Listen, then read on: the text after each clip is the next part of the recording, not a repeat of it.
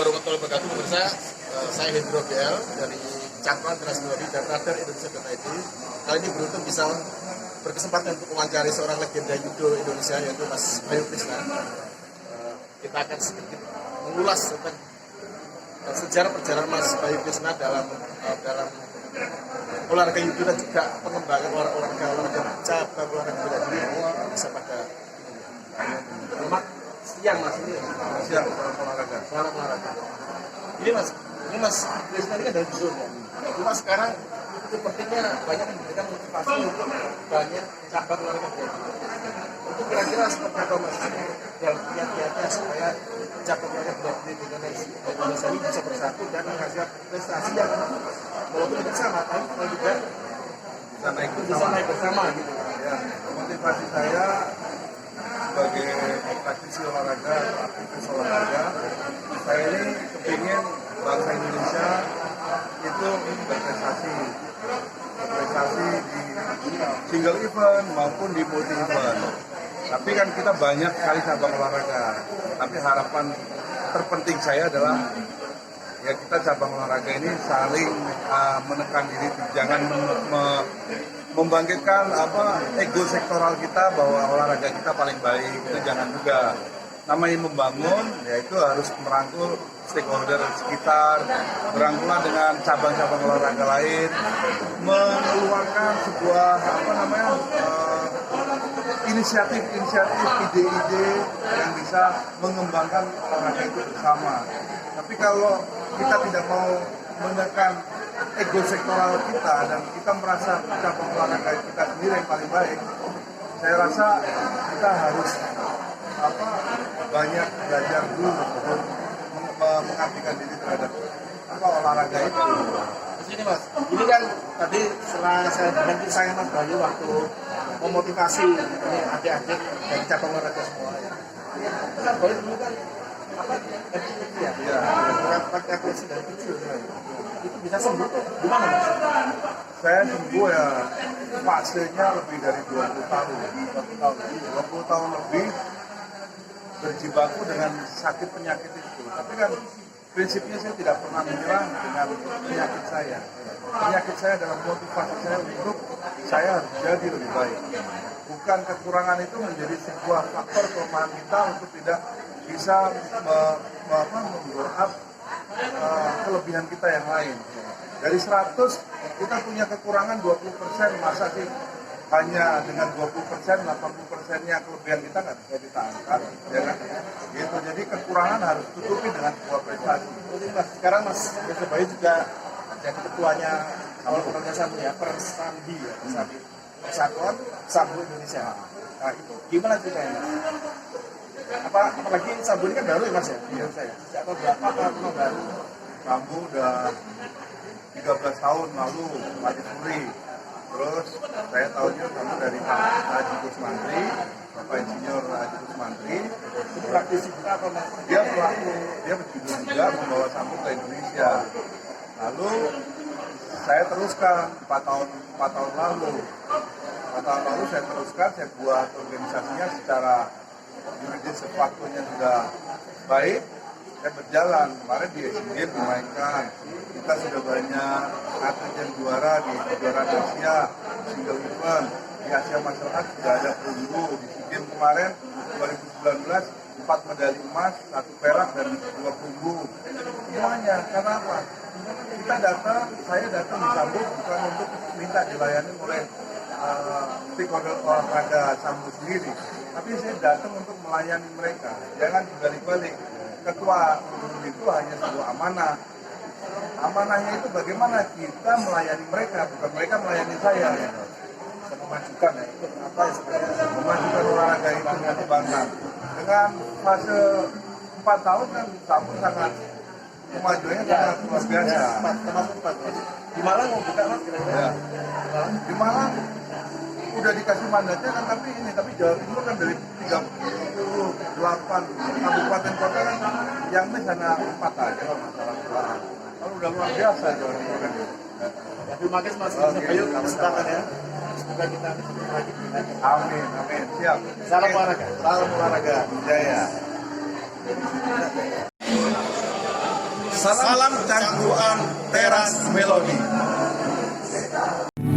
Pemirsa, saya saat ini sedang berada di Rahman Camp Gulat di Bages Haji Kabupaten Malang untuk menghadiri kegiatan dari KONI untuk koordinasi dan penataran pelatih-pelatih cabang olahraga bela diri untuk Porprov tahun 2022. Ini kita mengisi registrasi dulu buku tamu.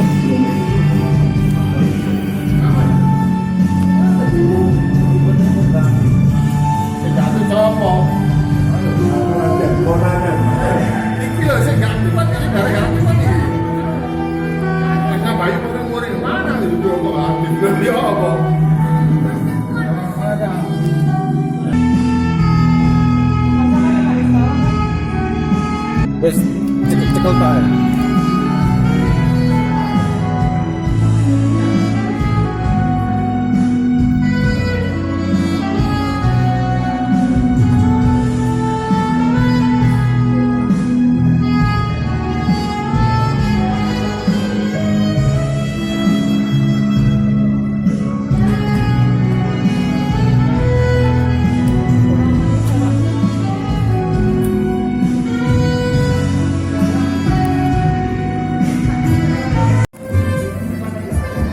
Ini bintang tamu sudah datang, Krisna Bayu dari judo.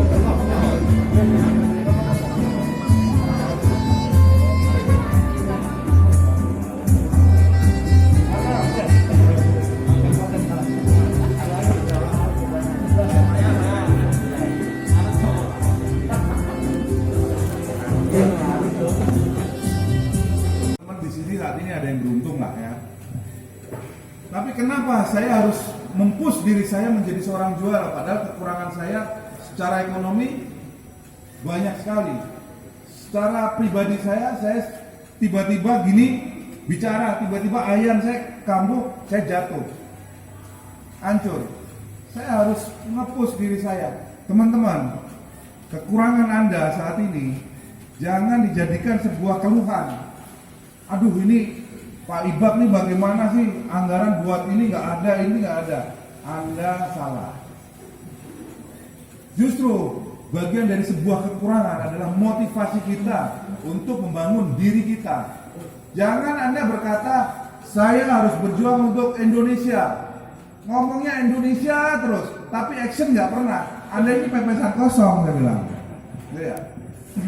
Anda terlalu banyak mulut, tapi action nggak ada. Itu namanya apa namanya? Tahu kosong nyaring bunyinya. Gitu. Saya masuk ke Platnas itu tahun 89 akhir. Di situ tiba-tiba latihan nggak ngerti Platnas itu apa. Ya. Tapi sebelum-sebelumnya saya mulai bertanding itu tahun 81, 83, 85, tapi jenjang itu sangat panjang sekali. Jenjang yang saya tempuh sangat panjang. Baru masuk ke Platnas.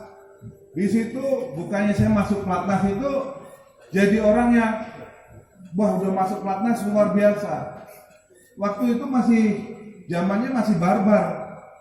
Ada senior boleh nempelin, boleh masukin kamar mandi, boleh digebukin. Bahasanya itu masih barbar. Sedangkan saya ini kecapean sedikit, kolaps. Kecapean sedikit, kolaps. Kena tekanan sedikit, kolaps. Tapi boleh Anda percaya atau tidak, saya sudah 100% sembuh dengan epilepsi saya. Saya bisa juara bukan karena bukan karena support yang luar biasa dari lingkungan saja. Karena kekurangan saya menjadi seorang juara. Jadi Anda jangan berputus asa, jangan patah arang untuk untuk dengan kekurangan yang ada ini terus Anda jadi wah ini nggak mampu lah. Terus Pak Ibak terus atau Ketua KONI Malang itu jadian kambing hitam. Anda nggak fair. Anda tidak fair menyikapi kehidupan yang sulit ini. Saya ini dulu kalau jatuh kolaps itu. Ini jatuh, ini bisa bendol-bendol, ini muka saya ngantem aspal semuanya, hancur semua. Dibully, udah pasti dibully. Sahabat aja ngebully. Apalagi satu kelas yang lawan bakal dia saya kalahkan. Udah ngebulinya di mana-mana. Sakit hati nggak? Buat saya, buat apa sakit hati? Kita sebagai seorang atlet, sebagai pembina, sebagai pengurus harus mengedepankan cara berpikir yang positif. Kalau tidak tahu, panggil, kasih teguran, kasih terus. Memang yang namanya pelatih ya pasti kalau di timnas ya pasti dimusuhin sama atletnya. Karena kamu beri materi menekan atlet itu ya pasti akan dimusuhin. Itu hal yang wajar. Tapi kan sebatas koridor atau track yang baik. Ya. Dari semua latihan itu yang saya ada di pelatnas, saya kan hampir mau mencapai 30 tahun sendiri saya di timnas. Saya mau tanya Chris John, mau tanya yang juara-juara itu masuk pelatnas itu berapa tahun? Paling 1, 2 tahun, 3 tahun minggir. Nah saya ini udah kenyang saya. Kalau mati ini arwah saya ada di sana, di Cilegon sana. Nyawa saya. Ada itu namanya Padepokan Judo Indonesia. Itu besinya, tanahnya saat beli saya tahu, besinya datang, pasirnya datang, semuanya datang, saya tahu, ya kan? Nah itu sama, kita harus saling memahami olahraga kita bukan hanya kulitnya saja, tapi dari semuanya di dalamnya kita harus ikut memahami. Kesulitan itu bukan tidak ada, setiap saat pasti akan hadir kesulitan itu. Olympian, one Olympian is always Olympian. Jadi hidup saya bukan untuk menjadi mantan, saya nggak mau menjadi mantan. Jadi hidup saya adalah 100% melayani bangsa ini melalui olahraga. Sebelumnya saya juga problemnya seperti yang saya dengar dari Pak Ibak tadi, banyak memberikan pandangan. Saya sepandangan semuanya sama Pak Ibak. Dan saya juga sepandangan dengan bapak-bapak sama atlet pelatih-pelatih yang ada di sini. Kasus Anda yang ada di bawah sudah saya makan semuanya. Itu kasus yang sama. Dari dulu hingga saat ini kasus itu sama. Bangsa ini memang belum pernah mau berubah. Karena kita butuh patriot-patriot bukan hanya sekedar di mulut, gitu loh. Patriot saya ini berprestasi di taekwondo, di karate, di judo, di kempo, di mana. Tapi Anda hanya sebatas banyak mengeluh, gitu loh. Tidak mau membuat sebuah gerakan-gerakan yang sporadis. Artinya anggaran dari dulu sampai sekarang juga kecil, gitu loh. Nggak ada bantuan pemerintah. Pemerintah dari Sabang sampai Merauke 255 juta jiwa mengandalkan anggaran dari pemerintah. Mati bangsa ini, benar. Mati bangsa ini. Jadi, tapi tidak apa-apa. Saya sebagai poros terdepan di nasional, besok saya juga akan membahas rancangan undang-undang SKN nomor 3 tahun 2005 yang akan dirubah, tapi dalam bentuk rancangan. Ini akan saya masukkan di dalam muatan kami, Pak, besok, bahwa kita akan tekankan, ini poin saya yang mungkin bisa kita sharing, yaitu saya akan menekankan undang-undang CSR. Undang-undang CSR itu agak blunder buat kita. Kenapa? Dia menyebutkan pendidikan, tapi Kementerian Pendidikan tidak mau merespon olahraga, padahal olahraga sendiri adalah bagian pendidikan olahraga. Tapi dimintain anggarannya untuk sport development, mereka juga menolak, ya kan? Nah ini harus saya pertegas, saya harus minta memaksakan undang-undang olahraga ini CSR harus masuk menyebutkan olahraga prestasi, ya kan? Itu perjuangan saya, mohon doanya saja. Ini apa? Ya pemanasannya kayak pola-pola itu supaya anak hafal ya. Harusnya sudah dirancang.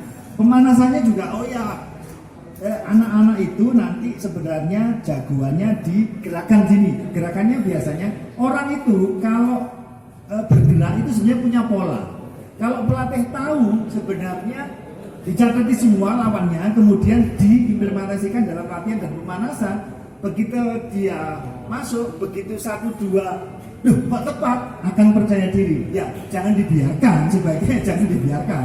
Latihan-latihan atau pemanasan harus dipolakan untuk tandingnya, karena itu titik krusial, itu penting, sambil menyiapkan mentalnya. Kalau mereka sudah ninggal masuk 5 poin, kan agak tenang anaknya. Nah, itu pada saat latihan atau saat pemanasan ya diberikan pola-pola ketika mau tanding dengan lawan yang relatif akan dilawankan, gitu ya. Harusnya itu, dan pelatih harus punya catatan semua tentang lawan-lawan yang akan dihadapi. Harusnya jangan dibiarkan.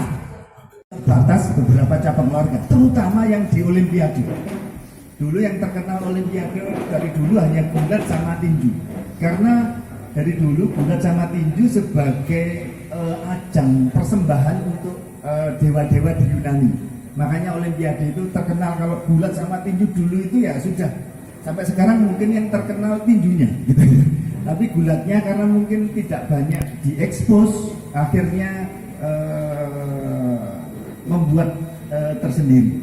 Yang terkenal sampai sekarang sebenarnya tinju, bahkan tinju yang terkenal sekarang profesional sebenarnya.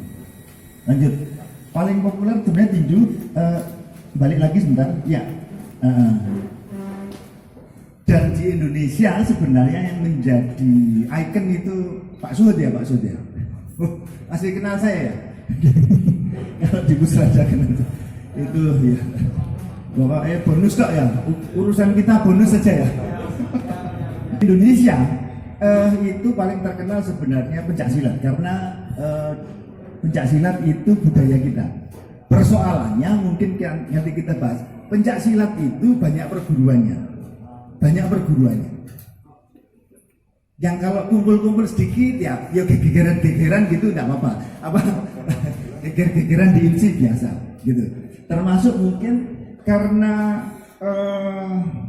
bela diri ini merupakan suatu kegiatan untuk mempertahankan dan melumpuhkan lawan, mungkin di dunia jadi global. Bahkan di negara-negara lain itu tumbuh kembang sendiri. Di Jepang itu olahraganya Pak Krishna Bayu, judo, karate dan sebagainya.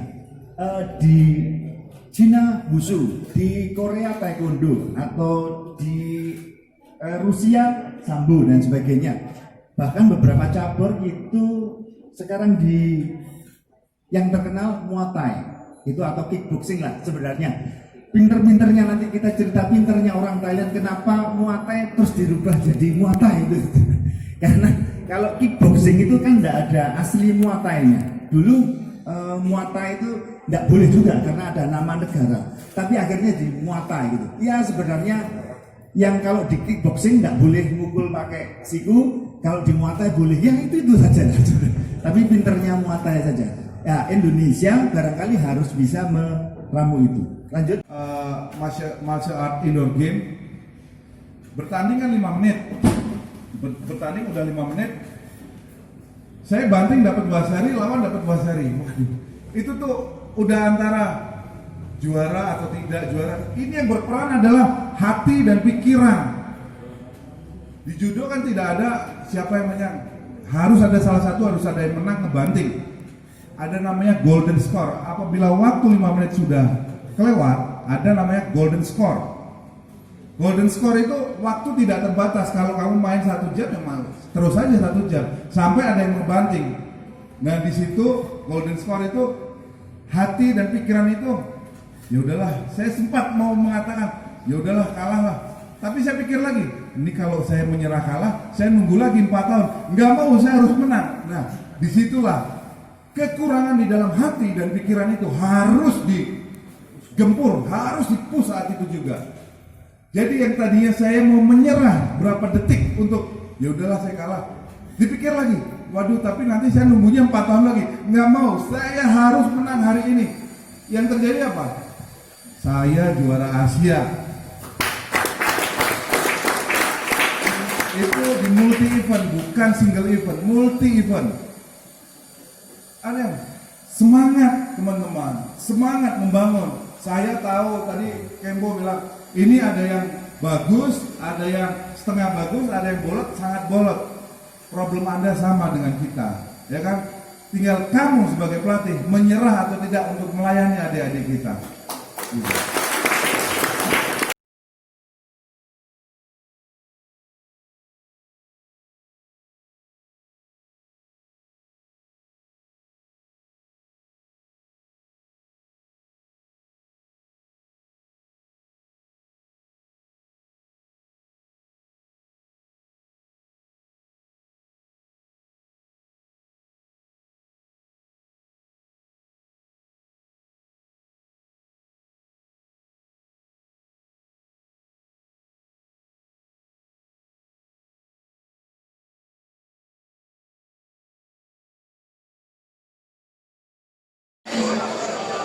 Salam cangkruan teras melodi.